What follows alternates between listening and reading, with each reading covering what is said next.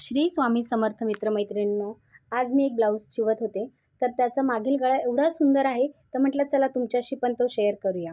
हे बघा बोट नेकमध्ये मी तो कापून घेतलेला आहे। व्हिडिओ दाखवल्याप्रमाणे तुम्हीही तो कापून घ्या आणि आता त्याला अस्तरवर कपड्यात ठेवून आपण त्याला शिवून घेऊया। कपडा मी गळा कापलेला नाहीये, फक्त अस्तरचाच गळा कापलेला आहे आणि हळूहळू मी तो शिवत आहे।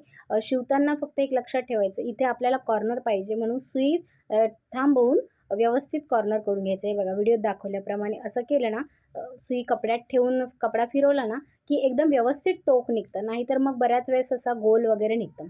तुम्हाला हवा असला तुम्ही इथे कॅनव्हास पण टाकू शकता, पण मी कॅनव्हास न वापरताच ही डिझाईन तयार केलेली आहे। पण खूप सुंदर अशी डिझाईन तयार झालेली आहे।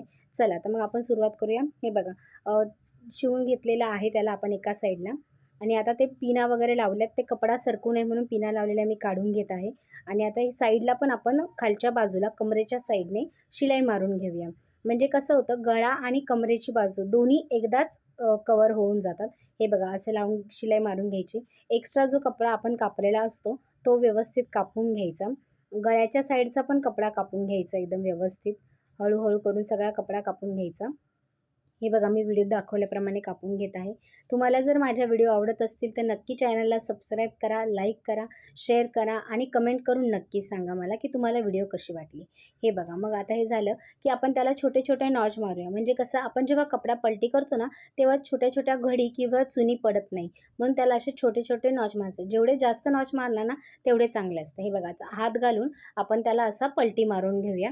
हे बघा व्यवस्थितपणे सगळा पलटी मारून घेतला ना की कमरेची बाजू आणि हे दोन्ही एकत्रच कव्हर होतात, तर आपल्याला वेगळी पट्टी वगैरे लावायची गरज पडत नाही। हे बघा अशा पद्धतीने हे आपण याला कव्हर करून घेणार आहोत सगळं व्यवस्थित। हे बघा आता त्याच्यावर आपण इस्त्री मारली की अजून ते छान होते। आणि हे बघा आता मग मी दाब शिलाई वरतून दाब शिलाई मारत आहे दोन्ही साईडला, कमरेच्याही साईडला दाब शिलाई मारून घ्यायची आपल्याला आणि वरती मारायची। फक्त दाब शिलाई मारताना व्यवस्थित कपडा वगैरे सरकून व्यवस्थित मारायची, म्हणजे चुन्या वगैरे कुठेच पडत नाही। हे बघा आता गळ्याच्याही साईडला आपण एक दाब शिलाई देणार आहोत। व्हिडिओ कशी वाटते नक्की कमेंट करून मला सांगा। काही बदल हवे असतील किंवा अजून दुसऱ्या प्रकारचे व्हिडिओ हवे असतील तर तेही तुम्ही मला नक्की सांगू शकता। हे बघा अशा प्रकारे आपण याला शिलाई मारायला घेत आहोत। इथे बघा अशी सुई थांबवायची, जसं आपण अस्तर लावताना थांबवलेली ना तशीच थांबवायची, म्हणजे कसं बरोबर आपल्याला कॉर्नर मिळतो। नाहीतर मग कसा जर आपण तसेच कपडा फिरवला ना तर आपल्याला ते गोलाकार मिळतो, पण सुई तिथे ठेवून कपड्यात नुसता कपडा फिरवला की व्यवस्थित छान असे तयार होते। हे बघ कॉर्नर तयार होतात। हे बघा आता आपण मी व्यवस्थित शिवून घेतलेला आहे। दाब शिलाई मारून व्यवस्थित पॅक करून घ्यायचं आपल्याला। हे बघा कपडा वगैरे व्यवस्थित बघायचा आहे। हे बघा अशा पद्धतीने मी शिवून घेतलेले आहे। आता मी साईडलाही शिलाई मारून घेते कपड्याच्या, अस्तरच्या पॅकिंग मुंढ्याच्या साईडला वगैरे शिलाई मारून घेत आहे। हळूहळू कपडा बाजूला करून व्यवस्थित सरळ करत करत आपल्याला साईडलाही शिलाई मारून घ्यायची आहे। व्यवस्थित घाई नाही करायची, हळूहळू शिलाई मारून घ्यायची कपडा व्यवस्थित करत करत। हे बघा आता मी शिलाई मारून घेतलेली आहे। आता एक्स्ट्रा जो कपडा असेल ना तो आपण कापून घेऊया व्यवस्थित फिनिशिंगमध्ये, जेणेकरून ते अजून चांगलं फिनिशिंग दिसते। एक्स्ट्रा कपडा कापून घेतलेला आहे। आता मी टक्स मारत आहे, 4.5 इंचाचा आपण टक्स ठेवूया। दोन्ही साईडला इक्वल असे टक्स मारून घ्यायचे, अर्धा इंच खालून आणि वरतून 4.5 इंच। हे बघा अशा प्रकारे टक्स मारूनही झालेला आहे। आता एक कपडा घ्यायचा आहे, 3 इंचाचा कपडा घ्यायचा आणि त्याला त्रिकोण तयार करायचा घडी मारून अशा प्रकारे। हे बघा 3 इंचाचा कपडा घेऊन मी त्याला असा त्रिकोणसारखा करून व्हिडिओत दाखवल्याप्रमाणे तुम्ही बघा। हे बघा असं दाखवलं आणि एक्स्ट्रा कपडा कापून घ्यायचा आहे।